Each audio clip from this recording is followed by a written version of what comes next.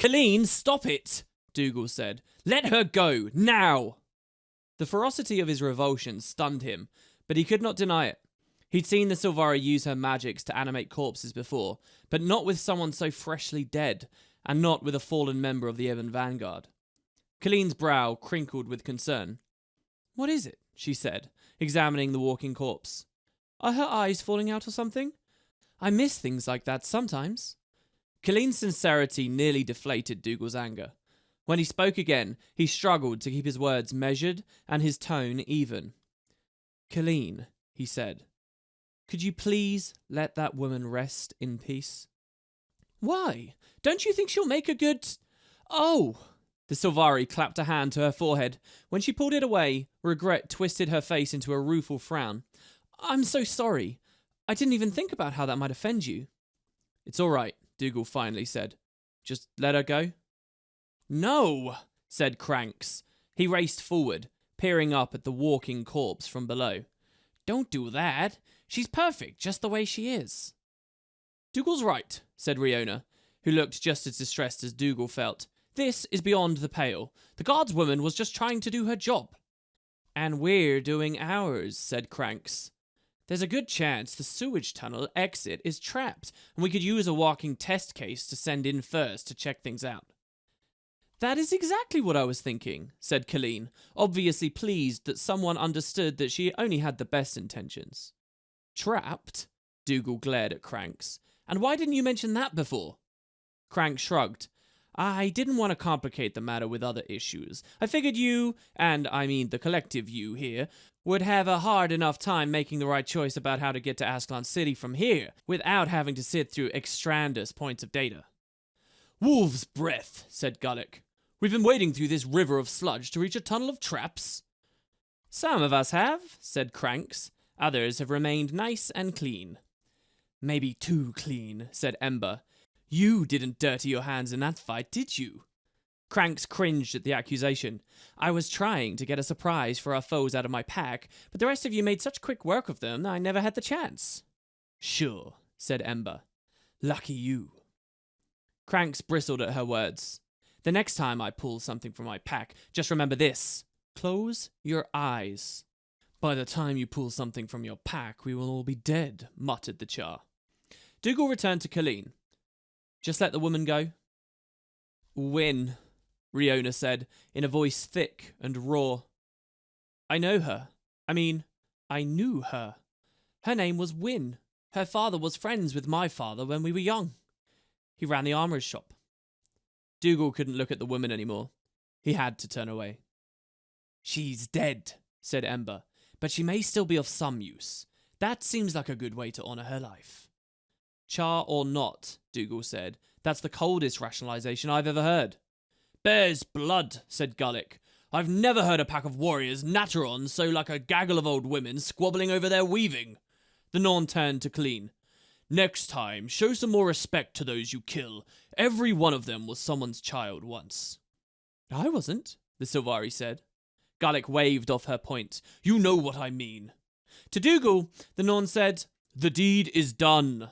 Rather than fight over that, let's make some use of it. Or would you prefer one of us to wind up sharing that woman's fate? Dougal groaned and looked at Wyn once more. Blood covered her, from her head to her knees, to which she'd fallen after Ember had delivered the killing blow. Her mangled face was recognisable, but only just. All right, he said, shaking his head as he spoke. Put it in the front. Then we don't have to look at her face. What about the rest of them? Riona said. Do we just leave them like this, to be eaten by the rats? Dougal gave her a pained shrug. He shared her anguish, but he didn't see what they could do to fix it. We can't burn them down here, and we can't bury them in stone. Someone will come looking for them soon enough. He grimaced. We need to be as far away from here as we can be by then, if only so that we aren't forced to thin the Vanguard's numbers even more. Colleen put the shambling, dead Wyn in the lead. The Silvari followed right after her, with Cranks on her heels. Riona trailed after them, and Dougal remained in the back of the line of people who could fit onto the walkway. Trudging through the stream, Ember and then Gullick swept along behind the rest of them. They made their way through the last section of the sewer, which seemed to wind on forever. Dougal kept peering into the darkness, hoping to see even the faintest glow of light. The first clue he had that they were near the exit was the way the walls of the tunnels seemed to vibrate in a tone lower than his ears could hear. He could feel it in the air, though, and eventually through the soles of his boots. The silent thrumming slowly grew in pitch and volume until it became a dull roar. This, Dougal knew, must be the sound of the stream spilling out of the tunnel and tumbling down onto the mountainside beyond. "We should be coming upon it soon," Crank said. Dougal detected a hint of worry in the Asura's voice. "You don't know? Haven't you been here before?" asked Riona. "Of course not," said Cranks. "Don't you know how dangerous this is? I've studied the maps many times, though." Dougal did not find that reassuring. He was about to say something about it when Wynne disappeared. The walkway in front of them had tilted under their weight. Pitching forward, it had thrown Wynne into the fast-moving waters. She floundered about at the surface for a moment, flapping her dead arms in some horrible mockery of an attempt to swim, and then disappeared beneath the surface. Colleen screamed as she nearly toppled in after her undead servant. When the walkway tipped downward, she lost her balance and spun her arms in a vain attempt to recover it. Moving faster than Dougal had thought he could, Cranks leaned forward, bending at the waist, and tapped Colleen on the shoulder with the hook attached to his back. Colleen managed to snag the hook with her hand, but instead of the hook hauling her back, her weight pulled Cranks forward, dragging him along to share her fate. However, this gave Dougal enough time to react, and he pushed past Riona to snag the Asura by the top of his pack. For a moment, he thought he might tumble in after the others, and the trap would manage to kill all three of them at once. But he dug in his heels and leaned back hard, bringing their forward progress to a halt. With Riona's help, he yanked both Cranks and Colleen back to a solid part of the walkway, where they all collapsed in a heap. "The bottom of the stream must drop off just ahead too," said Ember. "I can feel the undertow from here." "Thanks for saying something before it became a problem," Riona said as she struggled to catch her breath. Dougal checked to make sure the others were all right, then knelt down to examine the floor and see what had happened. Crank stood next to him, giving him plenty of light to work with. There was a hinge on the floor, almost impossible to see, especially by a lantern's light. Dougal recognised the type of trap they'd triggered, and he cursed. "Bear's breath, what's wrong now?" Gullick asked. "This filth is too cold to just stand here in it." "Lots of traps only work once," Dougal said. "This one resets itself automatically. From this hinge here onward, the walkway is actually a ramp. A set of counterweights underneath it holds it up horizontally, right until there's enough weight on the end of the ramp. Then the ramp tips forward and dumps you right into the worst part of the sludge." "And then you die," said Ember. Dougal shook his head. "And then you find yourself trapped against the grating that covers the end of the tunnel, held up against it by the force of thousands of pounds of filthy water pressing you into it until you drown." "And then you die," said Colleen. Dougal nodded.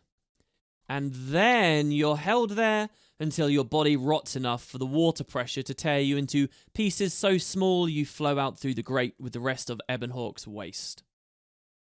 Dougal pointed at Cranks' glowing light. "Can you put that out?" Cranks pulled a heavy sack from his pack and hooded the stone with it, blocking its glow. Dougal stared ahead into the darkness until his eyes adjusted to it. "Yes," he said. "I can see some light up ahead. I think we're near the entrance." "Good," said Riona. "Now we just need to figure out how to get there without dying." Dougal glanced around, and his eyes fell on Gullick. He pointed at the Norn's axe and said, "Give me that." "You're as mad as Raven," said Gullick. "No warrior gives up his weapon until the fight is finished." "I'm going to use it to fight the trap." Dougal put out his hands. "Trust me."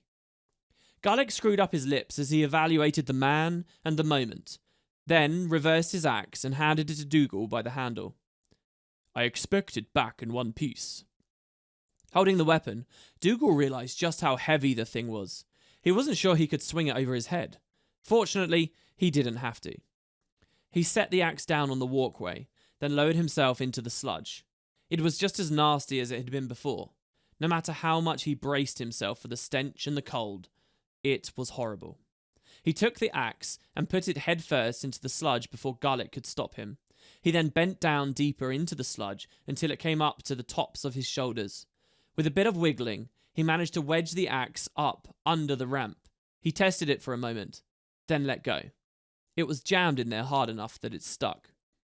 "I want my axe back," Gullick said. "I haven't lost a weapon since an ice brood I was fighting took my spear from me and used it as a toothpick." "I just need to release the grating," said Dougal. "Then you can have it back." He climbed out of the muck again, and then beckoned Cranks to come with him.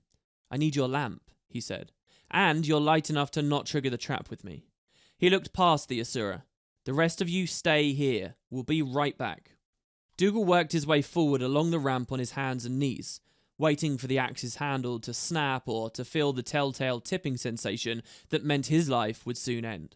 As he drew closer to the end of the ramp, he saw the outside. The sewer exited the mountainside beneath a rocky overhang, which was why they could not see any daylight sooner. Even so, the light seemed muted, and Dougal guessed that the valley beyond the grate was probably still deep in shadow. The end of the sewer was sealed with an iron grate that had been coated with rust and slime over the past 2 centuries. The water surged through the grate, forming a cascade of muck that disappeared in the fog below. The grate swung outward, but there was a lock on the grate that functioned only from this side, and it looked serviceable enough. With Cranks' light over his shoulder, Dougal crept forward until he could reach the grate and put his weight on it instead. It held as steady as the rocks in which it was anchored. He slipped his pouch of lockpicks out of its pocket in his jacket and went to work. Because of the rust and filth, it took him another half-minute longer than it should have to force the lock to give, but it did. The grate, however, was stuck. Dougal smacked it with his hand, but that didn't do a thing. Then he tried a shoulder, but that only bruised his arm. Standing up, he charged right at it. It gave, suddenly and too well. As the grate swung wide, Dougal lost his footing on the wobbly ramp and pitched forward. Cranks reached for him with the hook, but missed. Unable to recover his balance, Dougal did the only thing he could think of instead. He kicked off from the ramp and stretched out into the gaping maw of fog and shadow before him. His fingers closed on the slimy, slippery bars of the grate as it swung away from him, and he clung to them for his life. He glanced down below his dangling feet and saw that he hung over a dizzying drop that deposited Ebonhawke's sewage onto a cluster of jagged rocks. Despite himself, he shouted in terror, sure that he would not be able to maintain his tenuous grip on the treacherous grate. "Hold on," Riona said. He could not turn to see what she and the others were doing, but he hoped it involved saving his life, and soon. A moment later, he heard Cranks' voice saying, "What? Wait, no!" Then the Asura came sailing past Dougal's head and straight over the grate.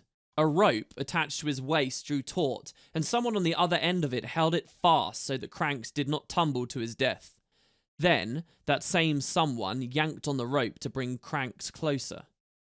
Once Cranks had the grate in his grip, Dougal glanced back to see that both Ember and Gullick held the far end of the rope and were pulling hard. The grate swung shut with a satisfying clang, and the flowing sewage pushed the lower half of Dougal's body hard up against it. He used this opportunity to find a foothold and then haul himself up out of the flowage. "Thanks," Dougal shouted backwards. "Hey, what about me?" Cranks shouted from the other side of the grate. "What can you see, Cranks?" Dougal asked. "That I'm about to die?" "No, I mean down below you. Is there any way to get down from here?" "Sure, lots." "That doesn't involve dying?" "That narrows it down quite a bit. Hold on." Cranks swung himself around the end of the rope and craned his neck at all angles. "Hard to see through all the mist. Looks like a fairly sheer drop down, about 50 feet or more." The Asura rummaged around in his pack and produced another coil of rope. He tied one end securely to the grate and let the other play out below him. Dougal worked his way over to where the lock stood. "Let out the rope," he said to Gullick and Ember. "Slowly." They did, and the pressure from the flowing sewage pushed the grate open on its hinges again. Once the gap was wide enough, Dougal swung himself around to the other side of the grate and grabbed onto the rope. "Why didn't you get started down?" he asked Cranks. "Slide down? On a filth-slick rope into a monster-infested wilderness?" The Asura shook his head. You go first. Dougal motioned for Ember and Gullick to let the rope play out until the grate swung back far enough that it no longer hung over the sewage-coated rocks below. Then he stuck out one leg and wrapped the rope around it. He checked Cranks' knot and found it solid, then lowered himself down. The going was easy at first, until he got to the section of the rope that had dangled in the flowage. It was slick and nasty. Dougal had already been covered with so much filth that he didn't care much about the stench, but he had to hold on with all his might to keep from slipping down too fast. This soon proved impossible. No matter how he tried to clamp his hands on the rope, it was too slippery, and down he went in a barely controlled slide.